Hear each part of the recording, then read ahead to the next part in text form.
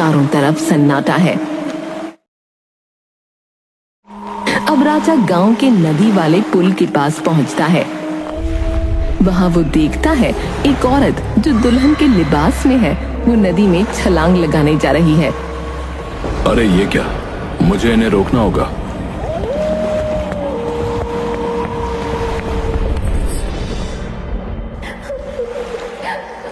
तुम कौन हो और मरना क्यों चाहती हो? दुल्हन के रोने की आवाज चारों तरफ गूंज रही है। राजा डरते हुए दुल्हन से पूछता है, देखो, इतनी रात में तुम्हारा यहाँ अकेला होना सही नहीं है। अगर तुम अपने बारे में कुछ बताओ तो शायद मैं तुम्हारी कुछ मदद कर पाऊं। मेरा इस दुनिया में कोई नहीं है। अरे तो तुम क्या अब यहीं रहोगी? कहां जाओगी? क्या खाओगी? कुछ पता है अपना? मैं ऐसे कैसे यहां इसे छोड़ सकता हूं? बेचारी बहुत दुखी लगती है। अब सुनो, अगर तुम बुरा न मानो तो कुछ दिन मेरे साथ रह सकती हो। मेरा घर इसी गांव में है। आप मुझे मेरे हाल पर छोड़ दो, कहीं मैं आपके लिए मुसीबत न बन जाऊं। देखो, मैं तुम्हें यहाँ अकेला नहीं छोड़ सकता। तुम कल बेशक कहीं और चली जाना, लेकिन अभी यहाँ से चल लो। मैं अच्छा इंसान हूँ, मुझे गलत मत समझना। दुल्हन थोड़ा सोचती है और खड़ी होकर राजा के साथ चल देती है। राजा और दुल्हन राजा के घर पहुंचते हैं।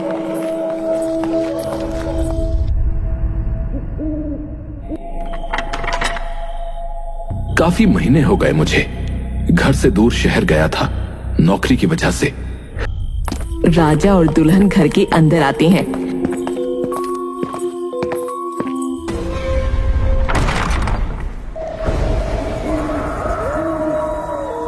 जहां राजा अपने घर को उसे दिखाता है। ये तस्वीर देख रही हो? ये मेरे पिताजी हैं और ये मेरी माँ। पर तुम जब तक घूंघट नहीं उठाओगी तुम्हें दिखेगा कैसे? तुम्हारा कोई नाम है क्या? आप जो चाहे मुझे प्यार से बुला सकते हैं। ठीक है, मैं तुम्हें रानी बुलाऊंगा, क्योंकि मेरा नाम राजा है और कोई नाम मेरे दिमाग में नहीं आ रहा है। अब तुम अपने कमरे में जाकर सो सकती हो। दुल्हन अपने कमरे में जाकर सो जाती है, लेकिन वो अपना घूंघट नहीं उठाती और राजा अपने कमरे में।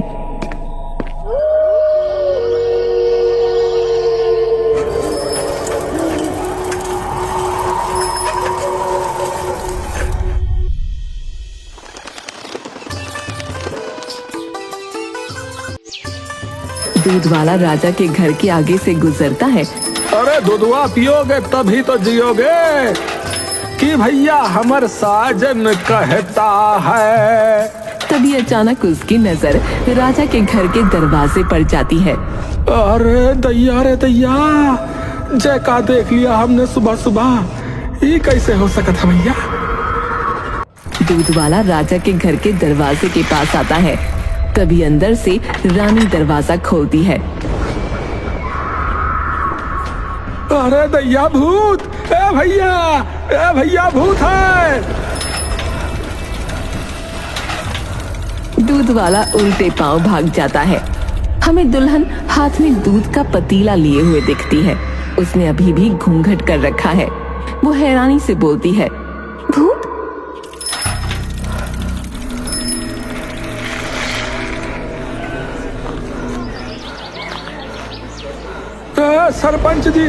सरपंच जी, हमारी बात सुनिए, अनर्थ हो गया। अरे जो नहीं होना था वही हो गया। क्या देखा? सीधा सीधा बोल गोपी। अरे हमने वो भूत घर में दुल्हनिया को देखा। ये समझो कि भूत को देखा। क्या ऐसा नहीं हो सकता? उसका दरवाजा तो हम सब ने मिलकर बंद किया था भाई। अरे हमने खुद अपनी आंखन से एक दुल्हनिया को वहां देखा है सरपंच जी। आप चाहे तो हमारे साथ वहां चलकर देख लें। नहीं, अभी नहीं। अभी मुझे बहुत काम है। उस घर को हम सुबह देखने चलेंगे, तब तक ये बात किसी को मत बताना। ठीक है सरपंच जी, हम जो है कल सुबह आपके पास वक्त से पहुंच जाऊंगा। हाँ,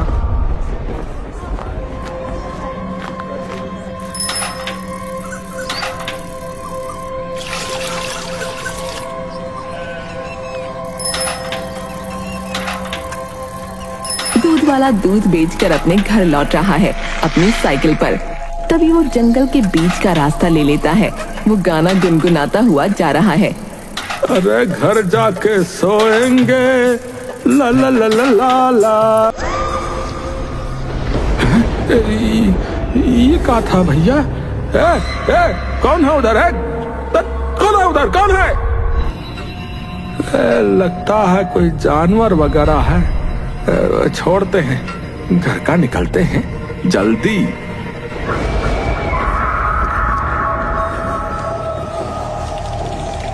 भैया, भैया बचावा।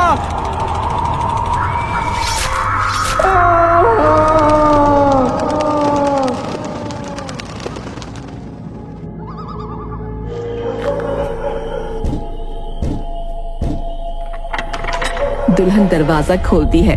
उसके सामने राजा खड़ा है जो अपनी नौकरी से आज लेट लौटा है। क्या तुम सो गई थी रानी? माफ करना, मुझे आज थोड़ी देर हो गई। कोई बात नहीं, मेरी आंख लग गई थी। तुमने खाना खा लिया? वैसे बुरा ना मानो तो मैं तुमसे एक बात पूछूं? पूछिए। तुम्हारा ये हाल किसने किया? दुल्हन के लिबास में तुम उस पुल के नीचे कैसे पहुंची और आत्महत्या भी करने जा रही थी? मैं अनाथ हूँ। मेरे गांव वालों ने मेरी एक आदमी से शादी कर दी जो शादी की रात मुझे जंगल में छोड़ गया। कुछ दिन तक मैं यूं ही भटकती रही। उसके बाद मैं हार गई। जब मुझे नदी दिखी तो मैंने सोचा ऐसी जिंदगी से तो मौत अच्छी है, लेकिन फिर वहाँ आप आ गए। तुम्हारी कहानी तो बहुत दुख भरी है। देखो, मैं और तो कुछ नहीं कर सकता, लेकिन एक मदद कर सकता हूँ। मेरी भी अभी कोई शादी नहीं हुई है। अगर तुम यहीं रहना चाहती हो तो तुम्हें मुझसे शादी करनी होगी। राजा अपनी जेब से एक सिंदूर की डिब्बी निकालता है। माफ कीजिएगा, मुझे अभी थोड़ा वक्त चाहिए इसके लिए। तुम मुझे गलत मत समझो। सच कहूं तो इस गांव में बिना शादी करे कोई रहे तो लोग बातें बनाते हैं। खैर चलो, अब सो जाओ। दुल्हन की नीली आंखें राजा को घूरती हैं, पर राजा अपने कमरे में जाकर सो जाता है।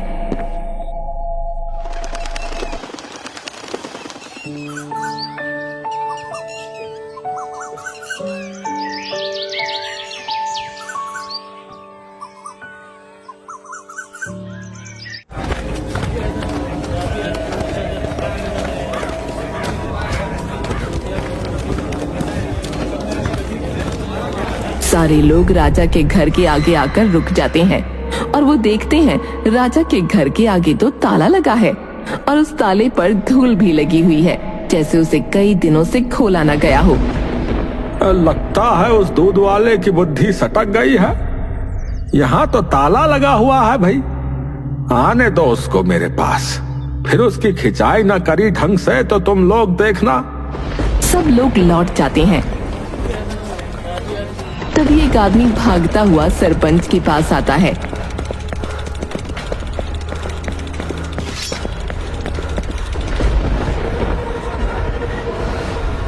सरपंच जी, उधर जंगल में एक सरकटी लाश पड़ी हुई है। क्या? चलो तो जरा देखें।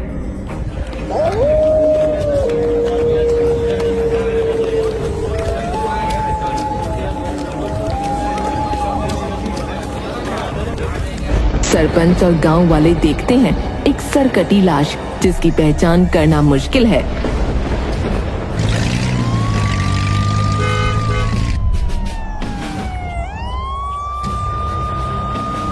सरपंच जी, लाश की पहचान हो गई है। यह आदमी और कोई नहीं, आप ही के गांव में रहने वाला गोपी है। अंदर जंगल में हमें उसकी साइकिल और दूध की बाल्टियां भी मिली। गोपी? ऐसा कैसे हो सकता है? कल तो वो मुझको मिला था, उसने मुझे कुछ बताया था। अब क्या मैं जान सकता हूं उसने आपको क्या बताया था? हमारे गांव में एक भूतिया घर है जो बहुत सालों से बंद था, लेकिन कल उसने मुझे कहा कि उस घर में कोई रह रहा है।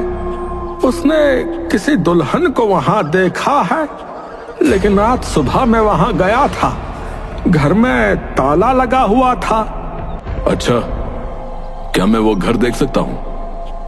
हाँ, यहाँ से थोड़ी ही दूरी पर है।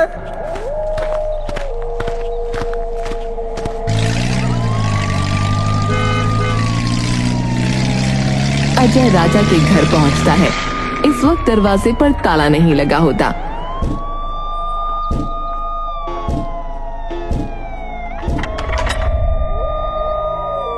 नमस्ते, मेरा नाम अजय है। मैं इस गांव का थानेदार हूं। जी नमस्ते। आपसे कुछ पूछना है। क्या आप किसी गोपी दूध वाले को जानती हैं? जी नहीं, मैं इस गांव में नई आई हूँ। हाँ, एक दिन एक दूध वाला यहाँ आया जरूर था, लेकिन मैंने उसे दूर से ही देखा। उसकी मौत हो चुकी है और इस गांव के सरपंच का कहना है कि उसने मरने से पहले इसी घर में एक दुल्हन को देखा था। क्या वो दुल्हन आप थी? जी मैंने आपको बताया ना, मैंने एक दूध वाले को दूर से यहाँ से देखा था, बस इतना ही जानती हूँ। बाकी अगर मैं कुछ आपको पूछना हो तो आप मेरे पति से पूछ सकते हैं। कहाँ हैं आप? क्या मैं आपके पति और आपका नाम जान सकता हूँ? मेरा नाम रानी है और उनका नाम राजा। कमाल का नाम है, राजा रानी। और ये कौन सा दफ्तर है जो सुबह इतनी जल्दी खुल जाता है और देर रात को बंद होता है? मैं आज देर रात आपके पति से मिलने आऊंगा। आप बता दीजिएगा उन्हें।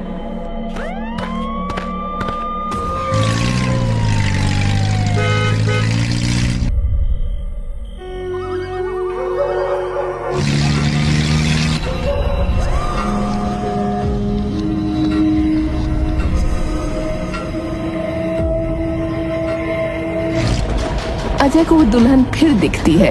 वो पेड़ के नीचे बैठी रो रही है।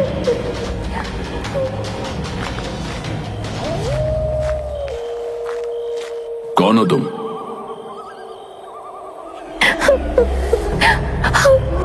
तुम्हें सुनाई नहीं देता क्या? जल्दी से अपना घूंघट उठाओ और अपना चेहरा दिखाओ। अजय डरते हुए अपनी बंदूक दुल्हन पर तान देता है। मेरा चेहरा देखेगा तू?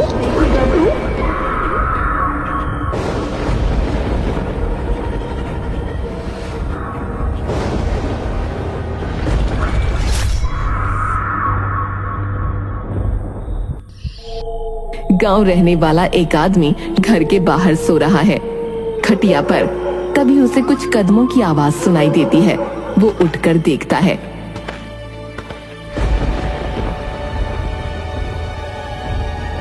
हे राम, अरे कोई देखो।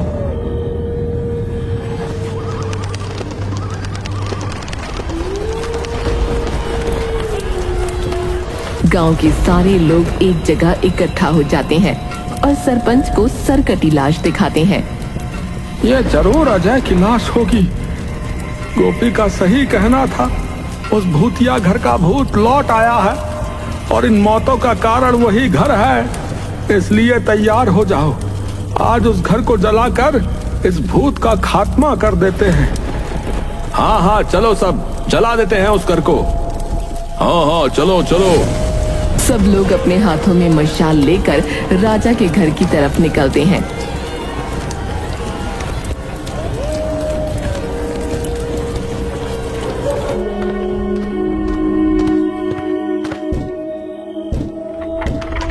माफ करना, आज भी लेट हो गया थोड़ा। क्या करूं, काम ही ऐसा है। मैं कह रहा था, दूध खाना सब रख गया था। क्या तुमने खाना खाया? आज तो अपना घूंघट उठाकर अपना चेहरा दिखा दो। चार दीवारी के अंदर कौन देख रहा है? तुम मेरा चेहरा देखना चाहते हो ना?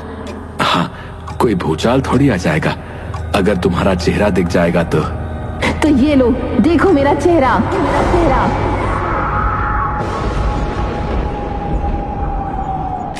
ए सुन बे, मेरा नाम लखन है। मैं एक लुटेरा हूँ, समझा क्या? लड़की बनकर लोगों को लूटता हूँ। मैं कोई दुल्हन नहीं हूँ। तू अपना बता, तू कौन है? राजा हंसता है। सही कहा, दुल्हन तुम नहीं हो, और ये मैं पहले दिन से जानता हूँ, क्योंकि दुल्हन मैं हूँ। कई सालों पहले एक राजा नाम के लड़के ने रानी नाम की लड़की से शादी की और यहाँ आकर रहने लगे। कुछ दिनों बाद राजा के माँ बाप भी यहीं आ गए और रानी यानी मुझे वो पसंद नहीं करते थे। वो नहीं चाहते थे मेरा और राजा का बच्चा हो, इसलिए मार दिया एक रात मैंने दोनों को। लेकिन कत्ल करते वक्त राजा ने मुझे देख लिया और उसने मार दिया मुझे। मेरा सर काटकर, जानते हो, उसने उसे नदी में फेंका जिसमें तुम डूबने जा रहे थे। अपने माँ बाप को उसने जला दिया और बेवकूफ गांव वालों को, जिन्हें आज तक मेरा सर नहीं मिला। और अब जानते हो किसकी बारी है? तुम्हारी। हमें अब कोई नहीं रोक सकता। इस घर को चारों तरफ से आग लगा दो। घर के चारों तरफ गांव के लोग आग जला देते हैं।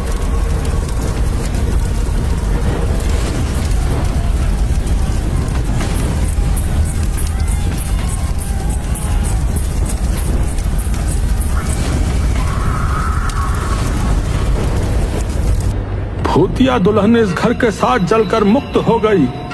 अब हमारा गांव सुरक्षित है।